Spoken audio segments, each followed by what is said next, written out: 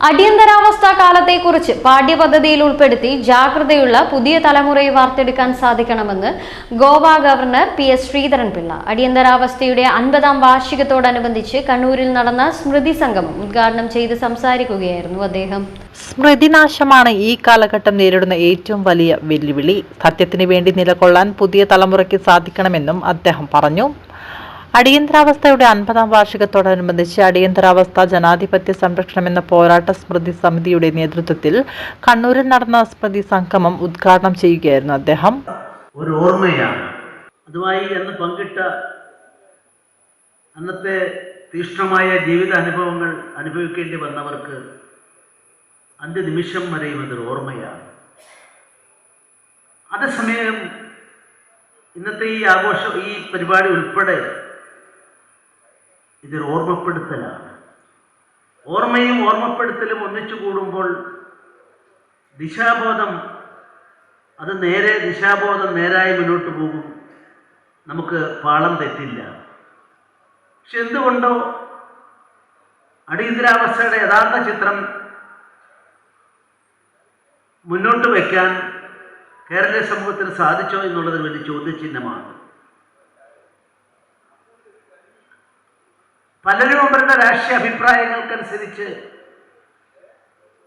അതിനെ വ്യാഖ്യാനിക്കുകയോ ദുർവ്യാഖ്യാനം നടത്തുകയോ ജനങ്ങളെ അതിൻ്റെ ഗതിവിധികളിൽ നിന്നും വഴിതെറ്റിക്കുകയാണ്.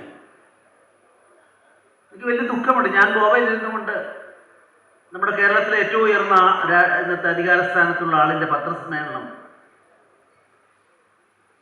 ഞാനത് പറഞ്ഞു വരുമ്പോൾ പക്ഷേ ഗവർണറുടെ ബാലൻസ് നിർത്താൻ സാധിക്കുമെന്ന് എനിക്കറിയില്ല. ഇത്രയും കുറേ രേഖകളൊക്കെ കൊണ്ടുവച്ചുകൊണ്ടൊരു പത്രസമ്മേളനം നടത്തുമ്പോൾ അങ്ങനെ ഒരു സ്ഥാനത്തിരിക്കുന്ന ഉൾപ്പെടെയുള്ള രാഷ്ട്രീയ പ്രവർത്തകന്മാർ അവർ ജനങ്ങളെ പഠിപ്പിക്കേണ്ട അധ്യാപകരാണ്.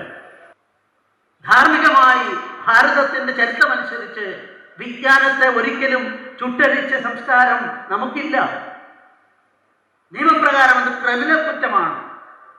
ഇതെല്ലാം നടത്തിയവരെ വാഴ്ത്തപ്പെട്ടവരായി കൊണ്ടു നടക്കുന്ന മാധ്യമ സുഹൃത്തുക്കളെ എനിക്ക് ആരോടും പഠിച്ചത് നിങ്ങൾ ചെയ്തോളൂ. പക്ഷെ ഇന്ത്യയിലെ ജനങ്ങൾ ഇതൊക്കെ അപ്പുറത്തേക്ക് പോകും. അവരെ ബോധവൽക്കരിക്കാൻ can be able to do it നമുക്ക് സാധിക്കുമോ എന്നുള്ളതാണ് ചോദ്യം. അതുകൊണ്ട് ഞാൻ അതിനെപ്പറ്റി അത്രയും പറഞ്ഞുകൊണ്ട് നിർത്തുന്നു. കനാൽ വഴികൾ താണ്ടിയ നാൾ വഴി സേതുവേട്ടൻ നേരത്തെ ഒരു പുസ്തകത്തിൽ ഞാൻ അദ്ദേഹത്തിന് അവതാരിക എഴുതി കൊടുത്തിട്ടുണ്ട്. സേതുവേട്ടൻ്റെ ലൈൻ വളരെ കറക്റ്റാണ്. അനുഭവജ്ഞാനമുള്ള ഒരാൾ എങ്ങനെയാണ് അത് വായിച്ചത് ഇവിടെ കാണുന്നത്. RSS മുൻ അഖില ഭാരതീയ കാര്യകാരി അംഗം S സേതുമാധവൻ മുഖ്യപ്രഭാഷണം നടത്തി. സംഘാടക സമിതി ചെയർമാൻ A ദാമോദരൻ അധ്യക്ഷത വഹിച്ചു.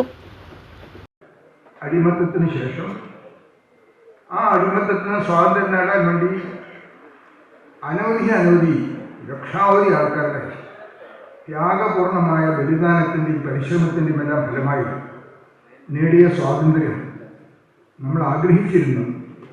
ഈ നാട്ടിലെ ജനാധിപത്യം ശക്തിപ്പെടുത്താനും പൗരാവകാശങ്ങൾ സ്ഥാപിക്കാനും മനുഷ്യാവകാശത്തിന് വളരെ കൂടുതൽ പ്രാധാന്യം കൊടുക്കാനുള്ള ഒരു ഭരണഘടന നമ്മുടെ അത്യന്തം ഉന്നതരായിട്ടുള്ള വ്യക്തികൾ അവർ തയ്യാറാക്കി. ആ ഭരണഘടനയുടെ അടിസ്ഥാനത്തിൽ ജനകീയ അവകാശം, മനുഷ്യ അവകാശം. പക്ഷെ നിർഭാഗ്യവശാൽ ആ സ്വാതന്ത്ര്യം നേടി സ്വാതന്ത്ര്യാനന്തര ഭാരതത്തിലെ ഏറ്റവും കറുത്ത ഒരു ദിനമായിരുന്നു 1975 അടിയന്തരാവസ്ഥ പ്രഖ്യാപിച്ച